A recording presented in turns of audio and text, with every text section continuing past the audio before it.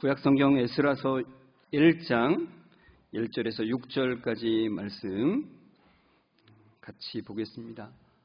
에스라 1장 1절에서 6절까지 말씀 제가 봉독해 드리겠습니다.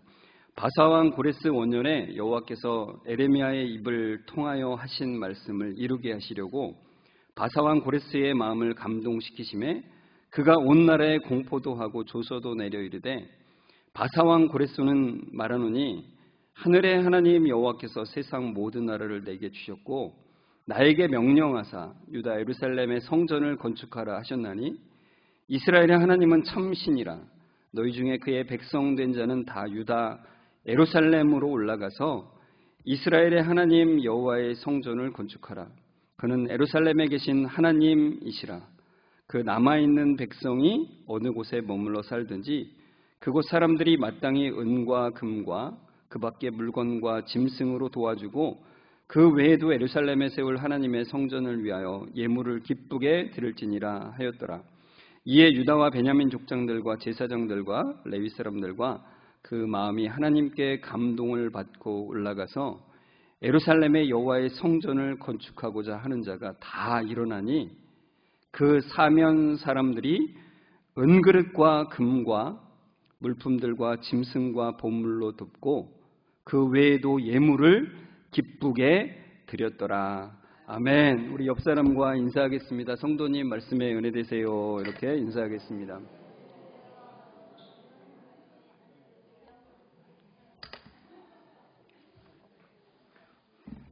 네, 말씀에 커다란 은혜가 되시기를 주의 이름으로 축원합니다. 바사왕 고레스가 오늘 나옵니다.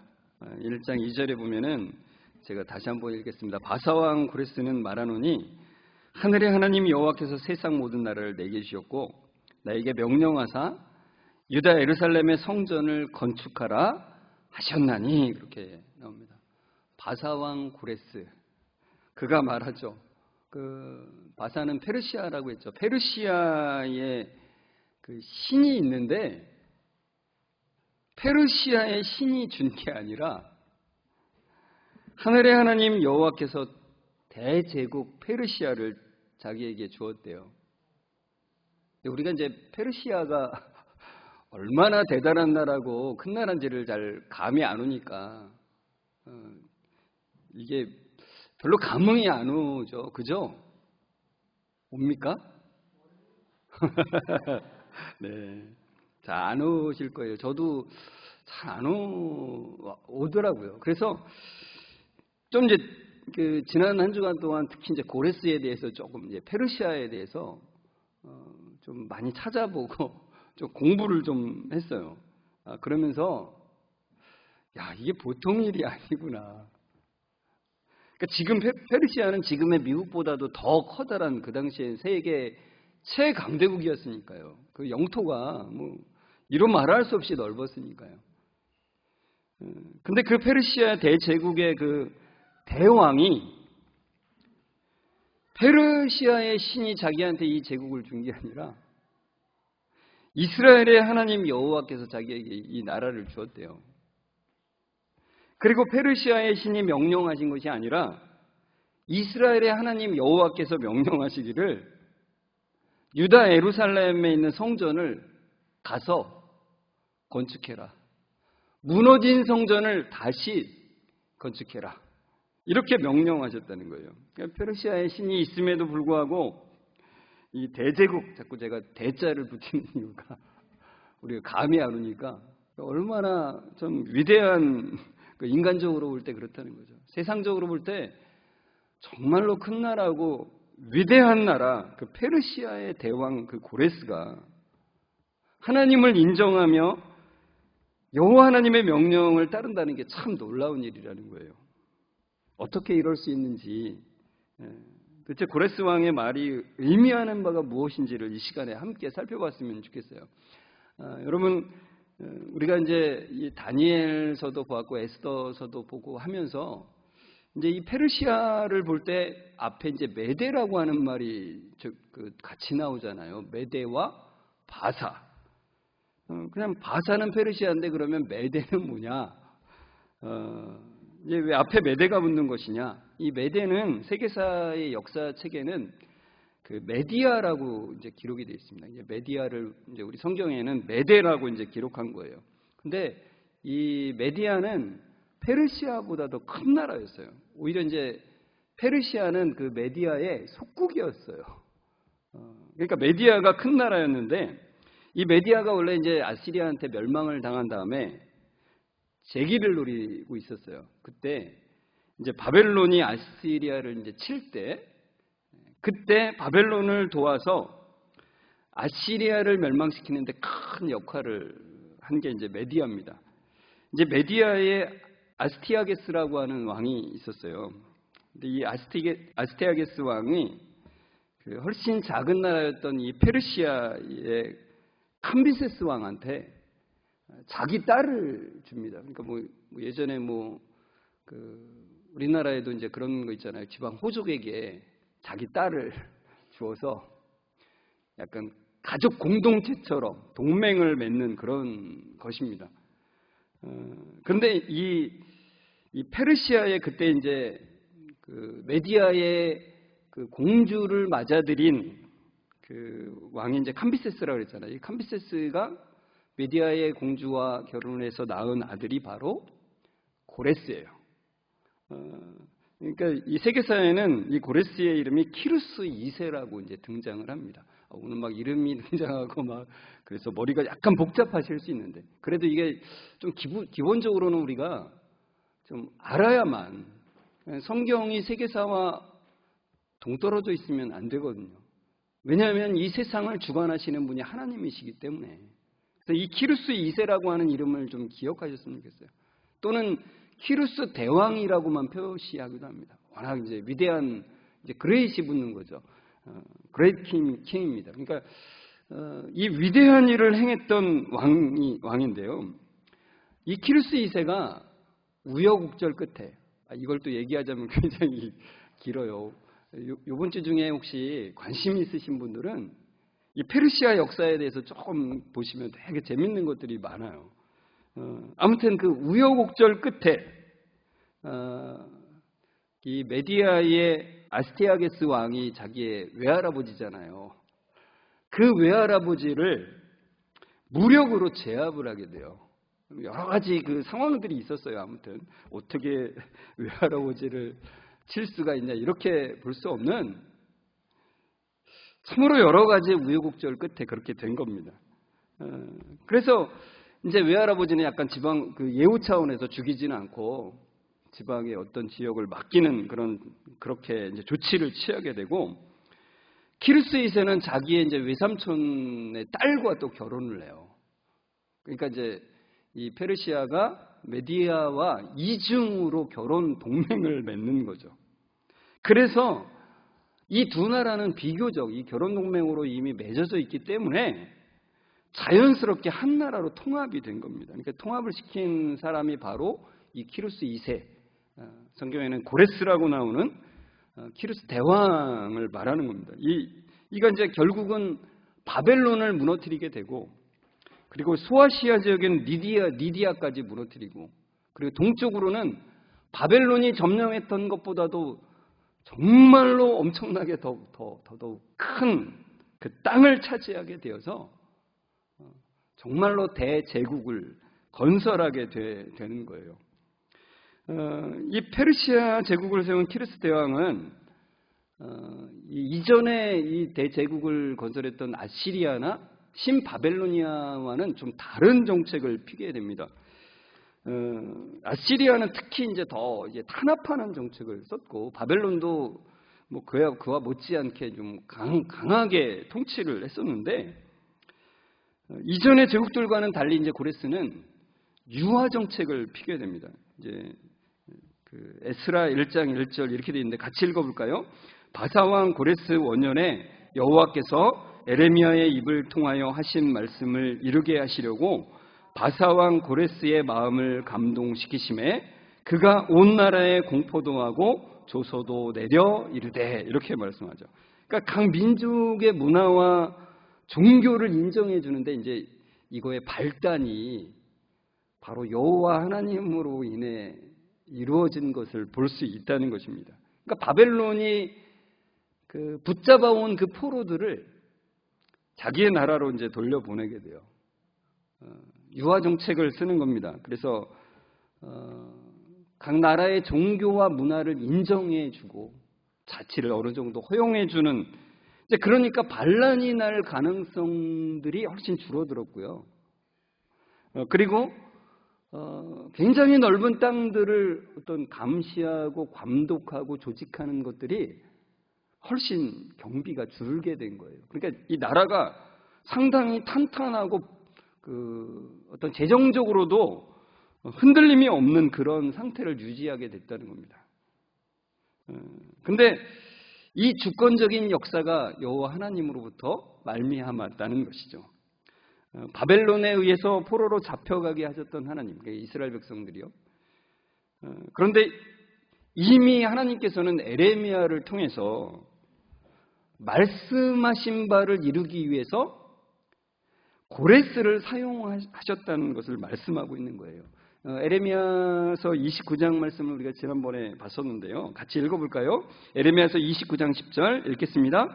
여호와께서 이와 같이 말씀하시니라. 바벨론에서 70년이 차면 내가 너희를 돌보고 나의 선한 말을 너희에게 성취하여 너희를 이곳으로 돌아오게 하리라. 이렇게 말씀하셨어요. 그러니까 이미 하나님께서는 이스라엘 백성들이 다시 돌아올 것을 시기를 정해 놓으셨어요. 바벨론 포로 기간이 70년이라고 하셨잖아요. 그 70년이 지나면 다시 이스라엘 땅으로 돌아오게 하시겠다는 거예요. 그러니까 고레스의 뛰어난 그 정책들은 단순히 페르시아 제국의 대왕으로서 나온 게 아니라 하나님께서 그 강력한 대제국의 왕을 사용하심으로 하나님께서 구원을 이루어 가신다는 것을 분명히 말씀하십니다. 그래서 이스라엘 백성들이 이제 다시 돌아오게 되는데, 그 고레스 왕의 그 조서에 따라서 이스라엘 백성들은 3차에 걸쳐서 돌아오게 돼요. 이 에스라서 1장 2장은 그 1차 귀환에 대한 얘기들을 이제 쓰고 있는데, 1차 귀환이 BC 537년경입니다. 감이 잘 안 오시죠? 그죠? 네. 지금으로부터 대략 한 2500년 전이라고 보시면 되겠습니다. 근데 그 이스라엘이 그 남유다가 바벨론에 의해서 멸망당한 연도는 586년이에요. 그러니까 586년 빼기 BC 537년 하면은 몇 년이 나와요? 갑자기 제가 산수를 물어보면은 어렵죠. 근데 이게 70년이 아니라 50년이라는 거예요. 50년. 그럼 우리는 의문을 가져야 됩니다. 왜 70년 만에 돌아온다고 했는데 왜 50년 만에 돌아온 것일까? 여기에 관해서 이제 두 가지의 견해가 있습니다. 첫 번째는 그 멸망당한 연도가 BC 586년이고 그들이 돌아가서 성전을 재건한 연도가 515년이에요. BC. 그러니까 이 두 차이가 바로 70년인 거예요. 그러니까 단순히 돌아오는 어떤 그 사람이 돌아오는 것만을 말씀하신 것이 아니라 성전이 무너진 것이 다시 재건되는 게 진짜 돌아온 것이기 때문에 그것을 말씀하신 것이다라고 하는 견해가 하나 있고요. 또 하나의 견해는 그 남유다가 바벨론에게 붙잡혀갈 때 한 번에 붙잡혀간 게 아니라 그랬죠. 몇 번이요? 3번에 걸쳐서. 그럼 첫 번째 붙잡혀간 게 몇 년이냐면은 BC 605년이에요. 그러니까 그 BC 605년부터 첫 번째 귀환하게 된 그 연도까지 537년까지를 계산하면 대략 70년이 나오기 때문에 1차 포로로 잡혀간 거에서 1차 귀환까지의 시간을 70년으로 보게 된 것이라는 겁니다. 그래서 아무튼 이 두 가지가 다 그 의미가 있고 타당한 얘기인데, 아무튼 하나님께서 70년 만에 돌아오게 하시겠다는 말씀을 이 고레스 왕을 통해서 그것을 이루셨다라는 거예요. 자, 그런데 이 고레스 왕을 통해서 이루신다는 이 말씀에서 우리가 유심히 봐야 되는 그 단어가 하나 있어요. 에스라 1장 1절에 나오는데요. 같이 읽겠습니다. 바사왕 고레스 원년에 여호와께서 에레미야의 입을 통하여 하신 말씀을 이루게 하시려고 바사왕 고레스의 마음을 감동시키심에 그가 온 나라에 공포도 하고 조서도 내려 이르되, 이렇게 말씀하세요. 여기서 하나님께서 고레스 왕의 마음을 어떻게 하셨다고요? 감동시키심에. 이 감동시키심에 해당하는 히브리어가 뭐예요? 못 읽으시겠죠? 헤이르라는 말입니다. 헤이르. 예, 한번 따라해 보시겠어요? 헤이르. 네. 이 헤이르라고 하는 말의 뜻이 뭐냐면은 깨우다라고 하는 뜻이에요. 또는 휘젓는 거예요. 그리고 움직이는 겁니다. 그러니까 이 마음을 감동시키셨다라고 하니까, 마음을 헤이르 하셨다고 하니까 제 마음에 마음속에 하나님께서 손을 집어 넣으셔서 휘저어서 움직이게 하셨구나. 하나님이 고레스의 마음을 휘저어서 움직이셔서 하나님의 구원의 계획을 이루어 가신다는 거예요. 하나님은 그 세밀한 계획을 가지고 계세요. 그래서 그 역사를 그분의 뜻대로 주관하시는 그 하나님이시라는 거예요. 하나님은 역사의 주관자이십니다. 하나님은 페르시아 왕, 그 대왕 고레스의 마음을 움직이셔서 또한 그가 하나님의 손길, 하나님의 섭리를 깨닫게 하십니다. 그리고 하나님의 뜻대로 이스라엘 백성을 귀환시키도록 조서를 내리게 하신다는 거예요. 성도 여러분, 여러분 주위에 정말 변할 것 같지 않은 사람이 있으시죠? 그죠? 조영애 집사님이 가장 마음에 안 들 것 같아요. 변하지 않을 것 같은 사람이 있죠. 그죠? 근데 하나님께서 그 마음에 헤이르 하시면, 그 마음에 손길을 넣으시고 휘저으셔서 움직이시면 하나님의 섭리를 그가 깨닫게 된다는 거예요. 그의 마음에 은혜를 주실 때를 기다리면서, 그 마음을 움직이실 때를 기다리면서 은혜를 구하면서 기도하셨으면 좋겠습니다. 좀 쉽지 않은 일이죠. 기도하셨으면 좋겠어요. 이 고레스 왕도 제가 살펴보면서 이 사람은 정말 하나님의 섭리를 깨닫기에는 너무나 거리가 먼 사람이구나. 왜요? 너무나 능력이 특출났던 사람이에요. 똑똑하고 비범하고 사람을 다룰 줄 알고 여러 가지 세상의 지혜에 섭렵한 그런 사람이에요. 잘 싸우고. 그러니 그가 이 고레스 대왕이 스스로 어떤 생각을 가지게 될 것 같아요. 당연히 이 대제국은 자신의 능력으로 이룬 것이라는 생각을 당연히 가질 수밖에 없는 그런 사람이에요. 그렇게 생각한다고 해도 아무도 이상하다라고 말할 수 없는 그런 사람. 근데 그가 고백한 걸 보면 너무 놀라운 거예요. 3절에 보면 이렇게 되어 있습니다. 같이 읽어볼까요? 이스라엘의 하나님은 참 신이시라. 너희 중에 그의 백성 된 자는 다 유다 예루살렘으로 올라가서 이스라엘의 하나님 여호와의 성전을 건축하라. 그는 예루살렘에 계신 하나님이시라. 여러분, 그 대제국, 그 당시에는 정말 이스라엘은 멸망당해서 없는 나라라고요. 페르시아는 세계 최강대국으로, 대제국으로 있는 어마어마한 그런 나라죠. 그런데 그 나라의 그 대왕이 그 멸망당한 나라의 그 하나님을 향해서 뭐라고 말하냐면 이스라엘의 하나님은 참 신이시라 그래요. 그것을 공개적으로 고백하는 거예요. 그리고 그 여호와 하나님의 뜻에 따라서 성전을 다시 건축하라고 공포를 하는 거예요. 아직도 감흥이 좀 없으신 분들은 꼭 이번 주간에 키루스 대왕에 대해서 조금 더 살펴보시면 좋겠습니다. 제가 살펴보면서 이 고백이 얼마나 놀라운 고백인지를 많이 생각하게 됐어요. 이루어질 수 없는 일인데, 인간의 생각으로는 이루어질 수 없는 일인데 하나님께서 그의 마음을 휘저으시면서 그의 마음을 움직이시면서 이 놀라운 일이 일어나게 되는 거예요. 하나님은 세상의 모든 나라들을, 세상의 모든 왕들을 주관하시는 분이시기 때문에 그렇습니다. 하나님께서 이 고레스 왕의 마음만 움직이신 게 아니에요.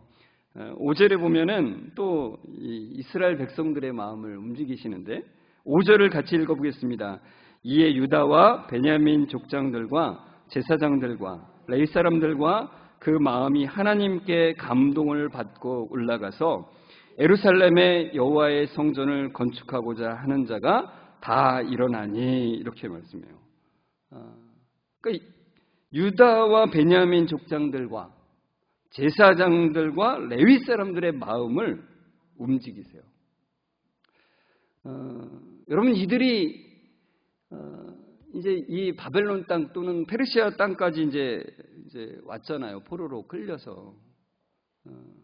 그게 이제 몇 년이 돼서 최소 50년, 최대 70년.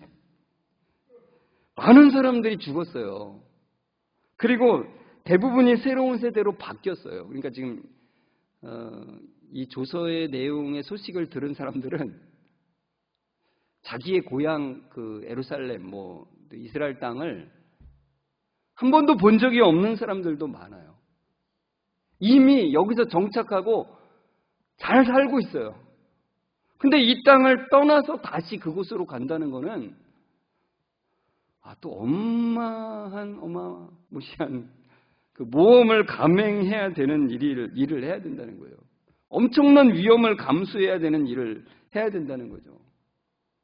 그러니까 두려운 마음에 쉽게 나설 수가 없는 거예요. 해방됐다고 막 기쁨으로 그냥 돌아갈 수가 없는 거라는 거죠. 그래서 바로 하나님께서 그들의 마음을 움직이시는 거예요. 여기에 이제 그 감동을 받고가 고레스의 마음을 감동시키신 그것과 똑같은 단어. 그 단어 이름이 뭐라고요? 헤이르. 네. 헤이르를 오늘 잊지 마셨으면 좋겠어요. 헤이르. 깨우고 휘저어서 움직이게 하신 그 역사가 고레스 왕의 마음뿐만 아니라 이 포로로 잡혀있는 이스라엘 백성들의 마음을 움직이신 거예요. 그래서 예루살렘으로 다시 돌아가자. 예루살렘으로 돌아가서 우리 하나님의 성전을 다시 건축하자. 이렇게 함께 움직이게 된 것입니다. 자, 그리고 하나님께서 이스라엘 백성들의 마음만 움직이신 게 아니라 또 움직이신 사람들이 있어요. 바로 하나님께서 이웃 사람들의 마음까지 움직이십니다. 6절을 좀 같이 읽어볼까요? 시작. 그 사면 사람들이 은그릇과 금과 물품들과 짐승과 보물을 돕고 그 외에도 예물을 기쁘게 드렸더라. 이렇게 되어 있어요.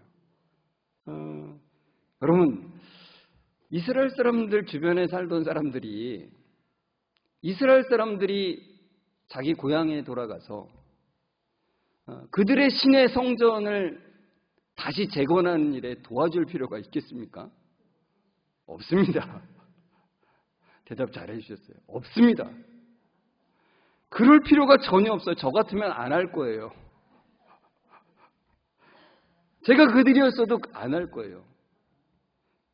자기들의 재산을 내어서 조금 노잣돈 얼마 주는 정도가 아니라 자기들의 귀한 보물을 꺼내어서 그들에게 주는 것 불가능하죠.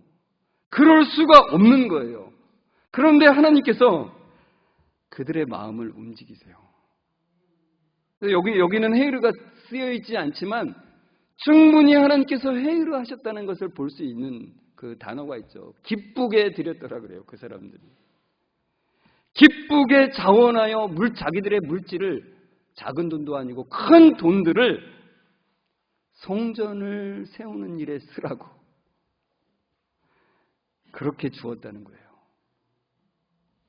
그 하나님께서는 여러모로 고레스 왕뿐만 아니라 이스라엘 백성들 그리고 그 지역에 같이 살던 사람들의 마음을 움직이셔서 다시 예루살렘으로 돌아가서 이스라엘 사람들이 돌아가서 성전을 다시 재건하라고 하나님의 구원의 계획을 이루시고 계시는 것입니다. 나중에 이들이 예루살렘으로 돌아와서 성전을 짓게 되는데 또 거기서 또 어려움들을 당하게 돼요. 모함을 받아서 이들이 반란을 꾀하는 것이라고 그래서 결국은 성전 공사가 중단이 되게 됩니다. 그래서 하나님께서 10여 년이 지난 후에 시간이 흐른 후에 다시 이스라엘 백성들에게 성전을 지으라고 말씀하시면서 학개를 통해서 말씀하시는데 학개 1장 14절에도 이렇게 나와요. 같이 읽겠습니다. 여호와께서 스알디엘의 아들 유다 총독 스룹바벨의 마음과 여호사닥의 아들 대제사장 여호수아의 마음과 남은 모든 백성의 마음을 감동시키시매 그들이 와서 만군의 여호와 그들의 하나님의 전 공사를 하였으니 그래요. 여기 보면 이 마음이 연속적으로 나오잖아요. 그죠? 스룹바벨의 마음과 대제사장 여호수아의 마음과 남은 모든 백성의 마음을 감동시키셨어요. 이 감동시키는 것도 역시 히브리어 무슨 단어요? 헤이르가 쓰였어요. 하나님께서 이들의 마음이 너무 침체되어 있고 더 이상 우리는 할 수 없다라고 하는 마음에 있는 이들이 하나님 안 됩니다. 하나님 절대로 안 됩니다. 제가 우리 성광교회 왔을 때 여러 번 들었던 말이에요. 목사님 절대로 안 됩니다. 그런 마음을 가질 수 있죠. 해도 안 되는 상황들이 참 많거든요. 더 이상 움직여도 되지 않는다는 마음들이 그 마음에 들 때가 있죠. 그러나 하나님께서는 그런 더 이상 안 된다는 그 마음 가운데 하나님의 사랑의 손길을 집어넣으셔서 휘저으시는 거예요. 그리고 움직이게 하시는 거예요. 성전을 다시 지어라. 여러분, 우리의 인간의 마음은 죄된 본성으로 인해서 돌같이 굳은 마음이에요. 굳은 마음. 여러분 이런 말 하지 마십시오. 목사님, 저는 늘 괜찮습니다. 늘 하나님께 마음이 열려 있습니다. 그러지 마시라고요. 우리 그럴 수가 없는 존재예요. 늘 잠깐만 하나님의 은혜가 없으면 돌같이 굳은 마음으로 돌아가는 게 우리 본성이라고요. 저도 별 수가 없는 그런 인간이에요. 똑같아요. 그래서 성경이 우리에게 하시는 말씀, 하나님 은혜를 구합니다.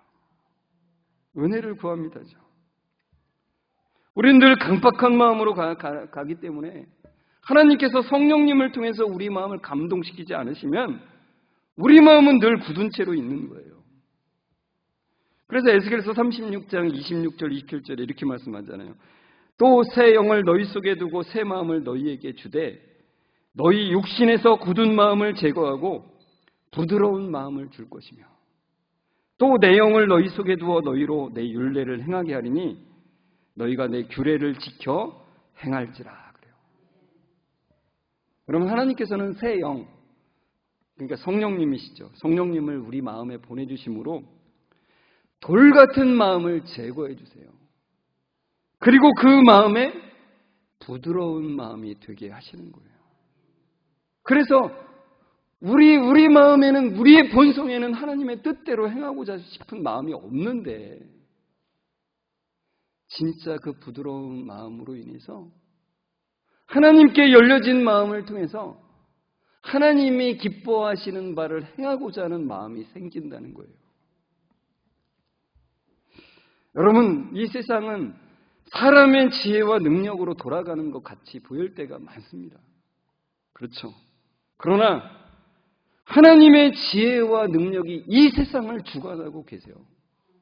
여러분, 우리 자신이 선택하고 행동하는 것 때문에 우리의 삶이 영이 되고 있다라는 생각을 갖기가 쉽죠. 다 그렇지 않습니까? 그러나 하나님의 뜻이 우리의 삶을 주관하고 계시다고 하나님은 계속해서 말씀하고 계세요. 여러분, 하나님께서는 그 대제국 페르시아의 대왕 그 고레스의 마음을 움직이셨어요. 어느 누구도 그가 이스라엘의 하나님을 인정하고 성전을 다시 지으라고 돈까지 줘가면서 조서까지 써서 그들을 보내리라고는 아무도 상상할 수가 없는 일이었어요. 그러나 하나님께서 그의 마음을 움직이셨을 때 세상의 대제국인 그 페르시아마저도 움직이게 만드시는 거예요. 그리고 이스라엘 백성들의 마음을 움직이셔서 일어나게 하시고 이웃 사람들의 마음을 움직이셔서 자기들의 소중한 보물을 내어서 성전을 지으라고 내게 하시는 것입니다. 여러분, 이 말씀을 보시면서 그냥 오늘 한 말씀 들었다 끝나는 것이 아니라 이 말씀을 회의르라고 하는 이 단어를 가지고 기도하셨으면 좋겠어요. 하나님, 저의 마음을 깨워 주옵소서. 하나님, 저의 마음을 휘저으셔서 움직여 주옵소서. 이 기도가 여러분에게 끊이지 않았으면 좋겠어요. 하나님, 우리의 마음을 감동시켜 주옵소서. 우리 가정의 마음을 감동시켜 주옵소서. 그래서 하나님의 섭리의 손길을 깨닫는 가정이 되게 하여 주옵소서. 하나님의 구원의 손길을 더 깊이 알아가는 우리 교회가 되게 하여 주옵소서. 이 기도가 이 말씀을 통해서 끊이지 않는 여러분들 되시길 주의 이름으로 축원합니다. 우리 시간 함께 말씀을 생각하면서 찬송가 310장 3절을 같이 불렀으면 좋겠어요. 여기 가사에 이렇게 돼 있어요. 왜 내게 성령 주셔서 내 마음을 감동하시는지. 우리의 힘으로, 우리의 생각으로, 우리의 의지로는 할 수 없지만 내 마음에 들어오셔서 마음을 휘저으시고 움직이심을 통해서 주님의 신뢰하는 마음으로 나아가게 하시는 그 하나님을 찬양하며 마음을 들이며 함께 고백했으면 좋겠습니다.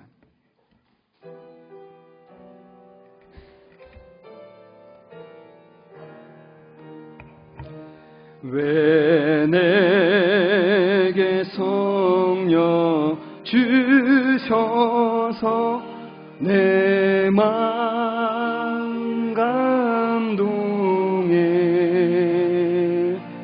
주 예수 믿게 하는지 난 알 수 없도다.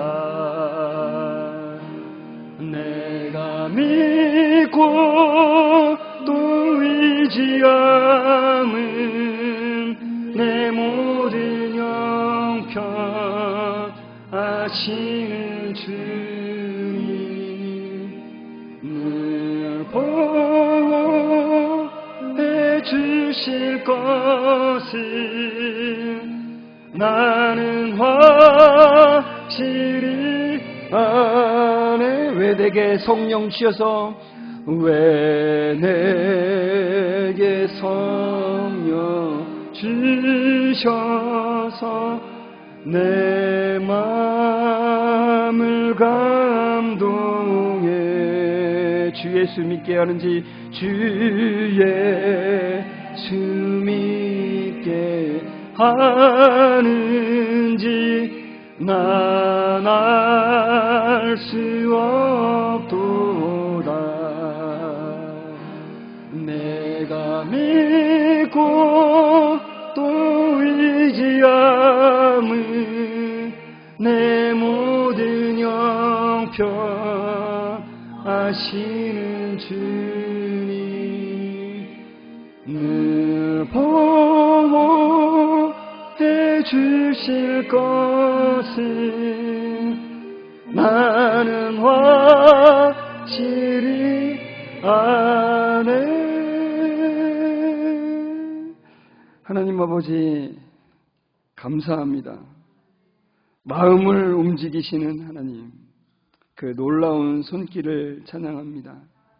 우리가 볼 수 없는 큰 구원의 손길을 통해 일하시는 하나님을 찬양합니다. 하나님, 우리의 마음은 늘 딱딱하여 강팍한 방향으로 나아가기가 너무나도 쉽습니다. 하나님, 간절히 은혜를 구합니다. 돌같이 딱딱해져가는 우리 마음을 휘저어 주셔서 감동시켜 주셔서 점점 더 부드럽게 하여 주옵소서. 하나님의 구원하심에 우리의 모든 삶과 기도가 초점이 맞춰지게 하여 주옵소서. 그래서 우리의 삶의 순간순간이 죄에서 돌이키는 것을 보고 하나님 중심으로 변화됨을 보는 그 놀라운 은혜를 허락해 주옵소서. 우리의 마음을 만지시고 새롭게 하시는 예수 그리스도의 이름으로 기도드리옵나이다. 아멘. 우리 주 예수 그리스도의 은혜와 하나님의 사랑하심과 성령님의 교통하심이 마음을 움직이시는 성령 하나님의 손길을 더욱더 갈망하며 나아가는 우리 모든 성도들과 그 가정 위에 지금부터 영원까지 함께 있을지어다. 아멘.